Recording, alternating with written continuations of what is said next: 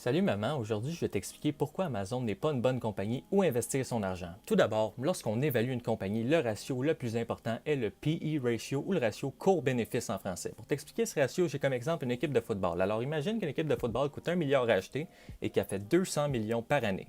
Tu feras ton argent dans 5 ans. Si elle fait 50 millions de bénéfices annuels, tu vas faire ton argent dans 20 ans.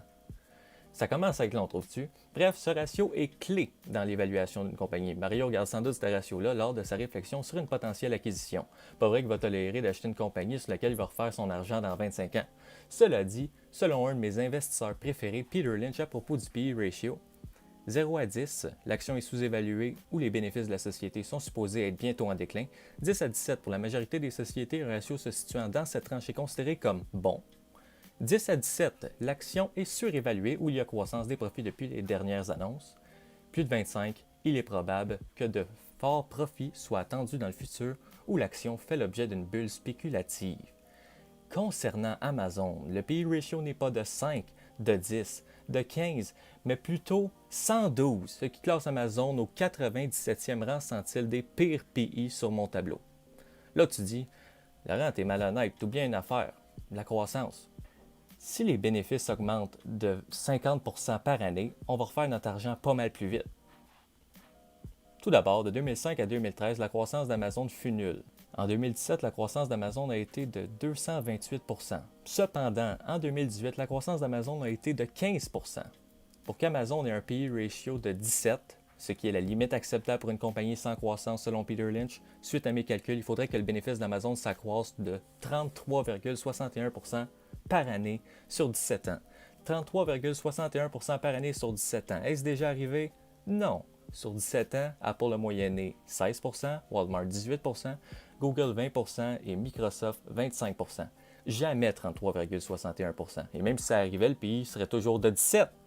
D'ailleurs, je parle bien entendu ici d'un scénario de croissance unique. Warren Buffett est très transparent sur son opinion au sujet de la croissance, dont il juge comme étant une mauvaise raison d'investir. Je lui laisse la parole. Very few large companies can compound their earnings at 15%. It isn't going to happen. Il reste qu'Amazon va-t-il vraiment croître à ce rythme? Selon un dernier sondage de Digital Commerce 360, 82% des ménages américains ont des abonnements Amazon Prime. La perspective de croissance paraît faible lorsqu'on garde en tête qu'il n'y a que 90% des gens ayant une connexion Internet selon les derniers chiffres du Pew Research Center aux États-Unis. On ne peut plus vraiment doubler comme on l'a déjà fait. De plus, longue histoire courte, Joseph Pietrowski, doctorant en comptabilité, a mis sur pied une mesure dont il a baptisé le Pietrowski F-score. Le F-score est un score attribué à une compagnie calculé à l'aide de 9 mesures. Dans son backtesting, il a prouvé que si l'on avait appliqué son F-score sur le S&P 500 de 76 à 96 en investissant dans les meilleurs et en shortant dans les pires, on aurait un gain annualisé de 23% comparé aux 9% dont le Standard & Poor's 500 a réussi à gagner. Même après 96, le F-score s'est prouvé tout autant gagnant, annualisant régulièrement au-delà de 20%. Cependant, si de 96 à 2020, on avait appliqué qu'un élément du F-score, soit le Share Buyback Ratio, ou le taux de rachat d'actions en français, on aurait surpassé le F-score en annualisant 32%. En effet, une compagnie peut à la fois émettre des actions si elle a besoin d'argent, ce qu'on aime moins, ou en racheter si elle s'estime sous-évaluée, ce qu'on aime plus.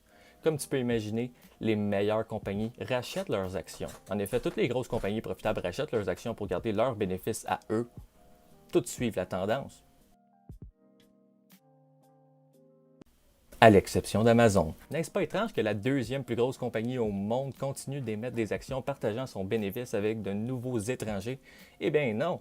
Amazon n'a pas de dividendes. Par-dessus tout, Amazon a un cours boursier artificiellement trop cher de sorte que le département de la comptabilité estime qu'il est plus valable d'émettre des actions à 3 000 $ que de racheter ses parts en circulation compte tenu du bénéfice par action à long terme. Ma conclusion sur Amazon, la compagnie est superbe, son titre est horriblement dangereux. That was actually not supposed to be about. That's really good. Like you, you and Ashton Kutcher. I will endeavor, and I'm.